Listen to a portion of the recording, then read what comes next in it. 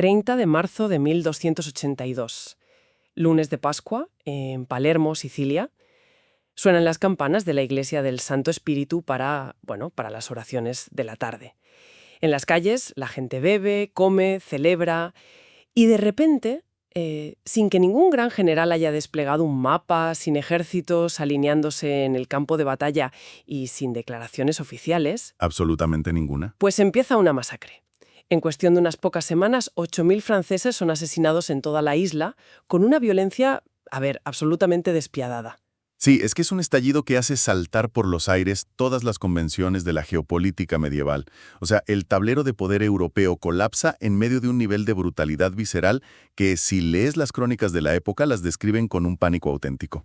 Los análisis historiográficos modernos y varios tratados de historia medieval. Y yo encantado de bucear en todo este material contigo. La misión de hoy, para quien nos escucha, es desentrañar cómo esta revuelta sangrienta, que parecía el caos absoluto, terminó arrebatándole el control del mar Mediterráneo a una de las superpotencias del momento. Exacto. Vale, vamos a desgranar esto. Primero, entender el polvorín político de Italia. Segundo, esa noche de horror y la famosa prueba fonética. Tercero, el misterioso intervalo temporal de la llegada de Aragón. Y cuarto, las gigantescas consecuencias geopolíticas. Un menú bastante completo. Ya te digo, porque no estamos ante una historia de héroes y villanos de cuento. Es una crónica de oportunismo brillante, geopolítica papal y odio acumulado, donde el destino de Europa se decidió literalmente por la pronunciación de una simple legumbre. Así es. Y para entender por qué unas campanas de iglesia desataron semejante infierno, hay que alejarse un poco del evento en sí. Claro, el contexto. Eso es. Hay que mirar la estructura del mundo en el siglo XIII. Sicilia, no era una isla periférica, era el ombligo del mundo, un cruce de caminos ineludible. Quien dominaba Sicilia cobraba el peaje de todo el comercio marítimo entre Oriente y Occidente. Y controlaba la frontera militar del Mediterráneo, claro. Totalmente. Y el gran conflicto bélico y político de esa época no era entre naciones, como lo entendemos hoy, era entre dos poderes universales, el papado y la dinastía de los Hohenstaufen. Los herederos del emperador Federico II. Exacto. Y estos Hohenstaufen tenían al papa literalmente acorralado. Dominaban el Sacro Imperio Romano Germánico en el norte de Europa y el Reino de Sicilia en el sur de Italia. Roma estaba metida en un sándwich geopolítico. O sea, una posición insostenible para cualquier estratega de la época. Inviable. Los papas querían aniquilar de una vez por todas a los gibelinos. Que, para aclarar, era la facción política que apoyaba al emperador frente al papa. Eso es. Necesitaban romper ese cerco territorial urgentemente. Y para lograrlo, buscaron un aliado externo. Alguien con la fuerza militar suficiente para limpiar el sur de Italia de los herederos imperiales. Y que a cambio fuera un vasallo dócil de la Iglesia. Básicamente, y usando términos de hoy en día, el Papa orquestó una adquisición corporativa hostil. Me gusta esa analogía. Sí, es que vio el monopolio que tenían los Hohenstaufen en el mercado geopolítico y decidió intervenir como regulador supremo. Confiscó los activos del sur de Italia y se los entregó en bandeja de plata a otra corporación, el Reino de Francia. Concretamente a Carlos de Anjou. Exacto. El hermano del rey francés, Luis IX, que llega como el nuevo consejero delegado respaldado por el Papa Clemente IV en 1266. Y aquí, analizando las fuentes, es fundamental no caer en caricaturas. O sea, Carlos de Anjou no era un villano de cuento ni un tirano desquiciado. No, para nada. Era un administrador implacablemente eficiente, un príncipe tremendamente capaz, y desde su perspectiva, un instrumento de la voluntad divina. Gobernaba bajo el mandato directo de la Santa Sede para asegurar la región. Su misión era erradicar a la dinastía anterior, y lo hizo de manera clínica. Vaya si lo hizo. Derrotó al rey Manfredo en la batalla de Benevento y 2 años después capturó al último heredero de los Hohenstaufen. Conradino. Sí, un chico de apenas 16 años, y lo hizo decapitar en la plaza pública de Nápoles en 1268. El mensaje era cristalino, o sea, el antiguo régimen ha muerto. Una erradicación física de la competencia en toda regla. Pero claro, el problema de estas adquisiciones hostiles es ¿qué haces con los empleados que se quedan en la empresa? Y la administración angevina, es decir, la francesa, hundió el orgullo siciliano hasta límites intolerables. Lo fascinante aquí es cómo crearon la olla a presión perfecta. Totalmente. Porque Carlos de Anjou tenía un sueño grandioso. Quería utilizar la riqueza de Sicilia para financiar una inmensa flota e invadir el Imperio bizantino en el este.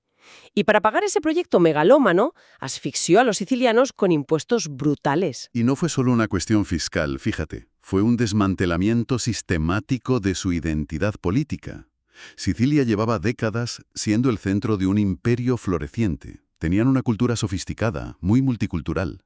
Y Carlos de Anjou sustituyó a todos los nobles y funcionarios locales por nobles franceses y provenzales. Que, por lo que dicen los textos, trataban a los isleños con un profundo desprecio. Sí, con una arrogancia tremenda. Y el golpe de gracia, el que dolió de verdad, fue trasladar la capital. Movió la corte y todo el aparato de poder burocrático de Palermo a Nápoles. Les robó el estatus absoluto. Pasaron de ser el corazón del imperio a ser una simple provincia periférica, cuyo único propósito era ser exprimida a impuestos por extranjeros. Era una olla a presión perfecta, acumulando odio año tras año. Y esto, claro, nos lleva de vuelta a ese lunes de Pascua de 1282. Un día donde el contraste en las calles de Palermo era enorme. Por un lado, el ambiente festivo en los prados que rodeaban la iglesia del Santo Espíritu, y por otro, patrullas de soldados franceses caminando entre la multitud. Muy nerviosos, además. Visiblemente nerviosos. Había una prohibición estricta que impedía a los sicilianos portar armas, así que los soldados se dedicaban a registrar a la población, muy a menudo de forma humillante. Y entonces salta la chispa. Un sargento francés, al que las crónicas identifican como Drouet o Drueto, se acerca a una joven mujer siciliana que paseaba con su marido. Bajo la excusa de comprobar si llevaba un cuchillo escondido bajo las faldas, empieza a manosearla. Una provocación intolerable. El marido, ciego de ira ante el ultraje público, saca un arma oculta y apuñala al francés. Sus compañeros intentan defenderle, los sicilianos cercanos se abalanzan sobre los soldados. Y en ese preciso instante, las campanas de la iglesia empiezan a tocar para las vísperas. Y el repique de esas campanas es literalmente la banda sonora del colapso de un reino. El grito que empieza en la plaza y se contagia por toda la ciudad es Morano li Francisci. Muerte a los franceses. Eso es. Y la forma en que se ejecutó esa violencia en las calles es uno de los pasajes más oscuros e impactantes de la historiografía medieval. Los franceses, al verse superados, intentaban desesperadamente mezclarse con la multitud.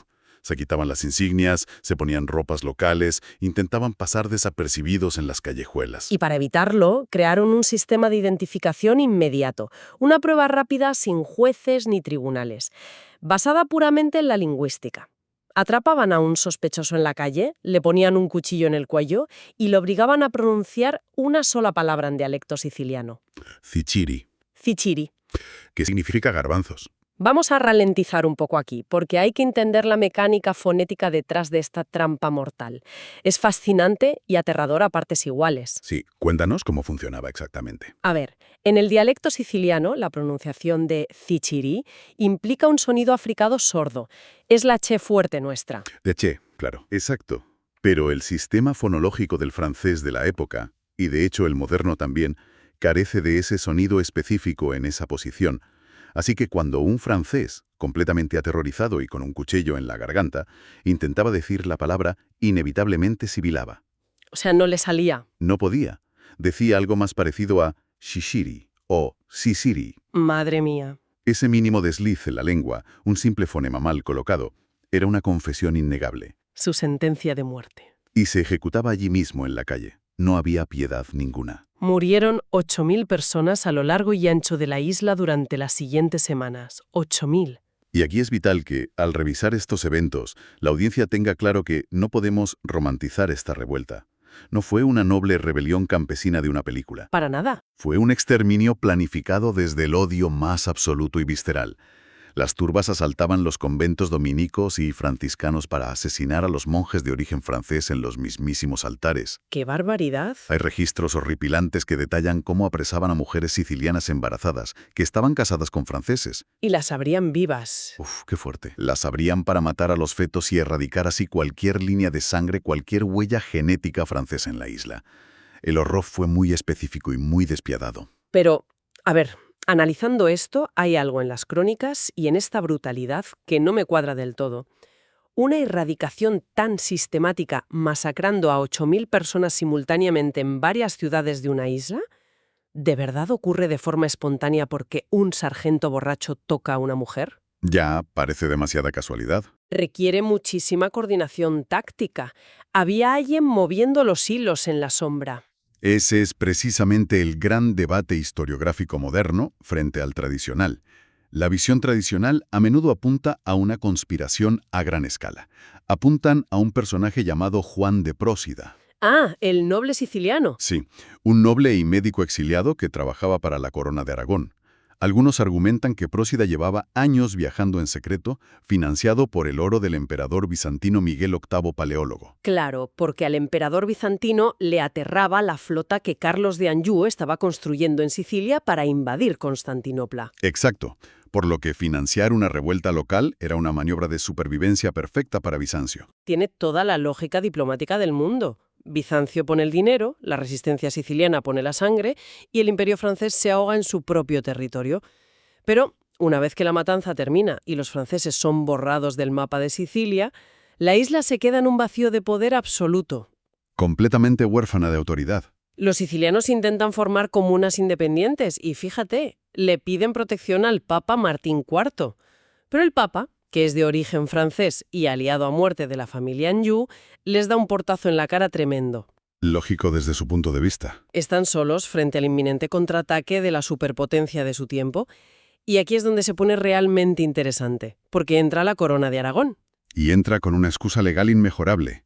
El rey Pedro III de Aragón, apodado el Grande, Pedro estaba casado con Constanza de Sicilia.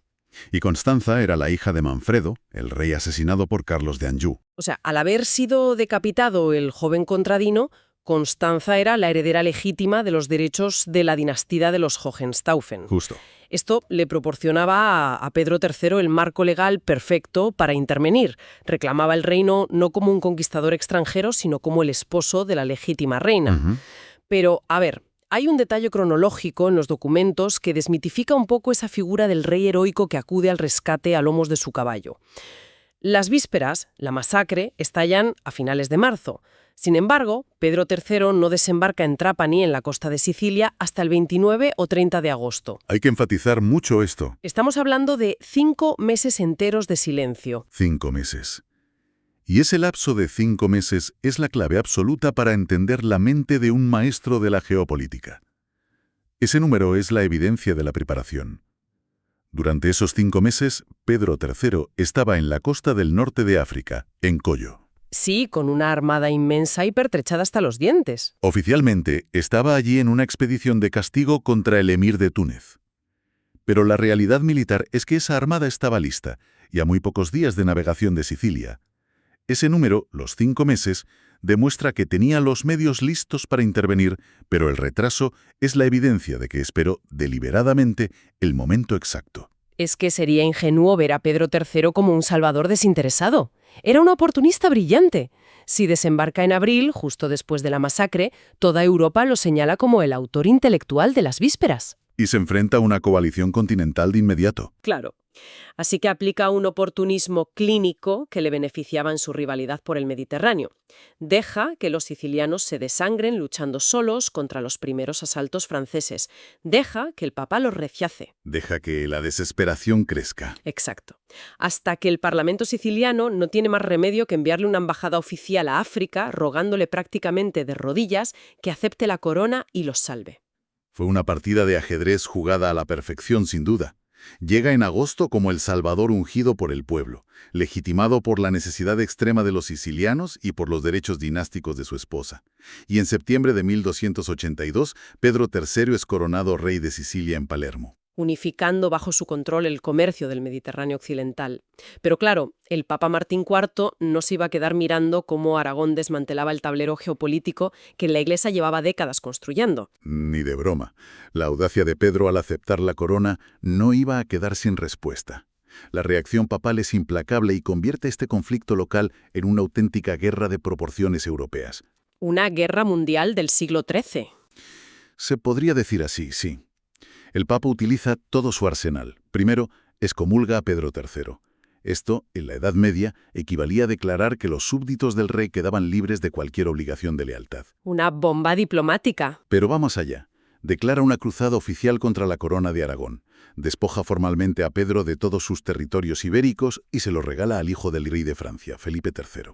O sea, las cruzadas, diseñadas teóricamente para recuperar Tierra Santa, se usaban aquí como un mecanismo desnudo de guerra política entre reinos cristianos. Los documentos reflejan estos juegos de poder político del siglo XIII y nosotros solo los describimos de forma clínica. Totalmente. Son hechos históricos documentados. Pues el rey de Francia organiza un ejército descomunal e invade Cataluña. Pedro III parecía estar completamente acorralado por tierra. Pero la genialidad de la corona de Aragón en este conflicto no estuvo en la caballería ni en los asedios terrestres. No, el control de Europa se iba a decidir sobre el agua. Las batallas navales cambiaron el rumbo. Y en ese terreno, Aragón contaba con una ventaja táctica asombrosa personificada en un solo hombre. El almirante Roger de Lauria. Vaya figura histórica. Lauria no solo comandó la flota catalano-aragonesa, es que redefinió la guerra naval de la época, transformó las batallas navales de simples choques de infantería flotante en complejos ejercicios de movilidad y fuego a distancia. Leyendo sobre cómo planteaba las batallas, de verdad asusta la efectividad. Los franceses e italianos acostumbraban a armar sus galeras con soldados que abordaban al enemigo, cuerpo a cuerpo. La táctica tradicional. Pero Lauria utilizaba tácticas mucho más abrasivas. Tenía ballesteros catalanes extremadamente precisos que barrían las cubiertas enemigas y maniobraba sus galeras para pasar rozando los barcos franceses. Destrozando sus remos. Sí, dejándolos inmovilizados en el agua como patos de feria. Es que la culminación de esta superioridad naval se dio de manera devastadora en la batalla de Les Formigues, frente a la costa catalana. Allí la flota de Lauria aprovechó la noche y la separación de la armada francesa para aniquilarla sistemáticamente. Dejando a Aragón con el control absoluto del mar. Absoluto. Las crónicas relatan la brutalidad con la que Lauria trataba a los prisioneros para sembrar el terror psicológico. La destrucción fue tan enorme que Lauria llegó a afirmar la famosa frase de que ningún pez se atrevería a nadar por el Mediterráneo si no llevaba en la cola el escudo de la corona de Aragón. ¡Qué frase! Y esa victoria en el mar tiene unas ramificaciones inmensas. Frustra los sueños de Carlos de Anjou, por supuesto, pero en el otro extremo del Mediterráneo, el emperador bizantino Miguel Paleólogo respira por fin. Menudo alivio para él. El sueño de los Anjou de invadir Constantinopla se hunde en el fondo del mar. De hecho, Paleólogo llegó a jactarse en sus memorias de que él fue el instrumento que Dios utilizó para liberar a los sicilianos. Confirmando indirectamente ese flujo de oro del que hablábamos. Y si conectamos esto con el panorama general y miramos las consecuencias a largo plazo, el mapa del poder europeo quedó reconfigurado para siempre. El inmenso reino de la Casa de Anjou se partió por la mitad. Los franceses se quedaron solo con Nápoles, mientras que Sicilia inició una autonomía política ligada a Aragón. Y esa conexión es vital para quien nos escucha. Quien haya seguido estos análisis desde el principio necesita ver esto. Esta expansión de Aragón en 1282, que más tarde incluyó Córcega, Cerdeña y los ducados de Atenas y Neopatria, es exactamente la semilla de la España futura. La semilla de la hegemonía. Exacto. Todo esto conecta con 1469.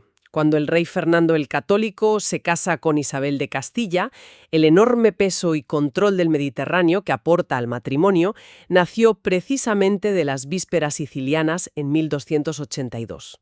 Todo se reduce a una gigantesca reacción en cadena. La ambición geopolítica de una superpotencia papal y francesa se estrelló contra el resentimiento popular. Y esa presión fue canalizada por la astucia de un rey aragonés que supo mantener la calma y esperar su momento durante 5 meses enteros. Para ir cerrando, la gran lección aquí es cómo la geopolítica puede ser arrasada por la realidad de la calle. Sí, porque el verdadero poder no siempre reside en los grandes tratados, en los edictos papales o en las cargas de caballería pesada. A veces, en una iglesia, con las campanas de las vísperas y con una pregunta sobre cómo pronuncias una palabra. Madre mía, es que es asombroso cómo el destino de continentes enteros pivotó sobre la ausencia de un sonido en la garganta de unos soldados. Y para despedir esta inmersión profunda, queremos dejar una idea flotando para que la audiencia reflexione por su cuenta. Adelante. En 1282, el control de un idioma, la pronunciación de una palabra, cíciri, sirvió como herramienta de vida o muerte para identificar al enemigo. Hoy en día, ¿qué marcadores culturales invisibles seguimos usando para decidir quién pertenece a nuestra comunidad y quién es considerado un invasor? Una pregunta que da muchísimo que pensar. Gracias por acompañarnos en este análisis. Hasta la próxima.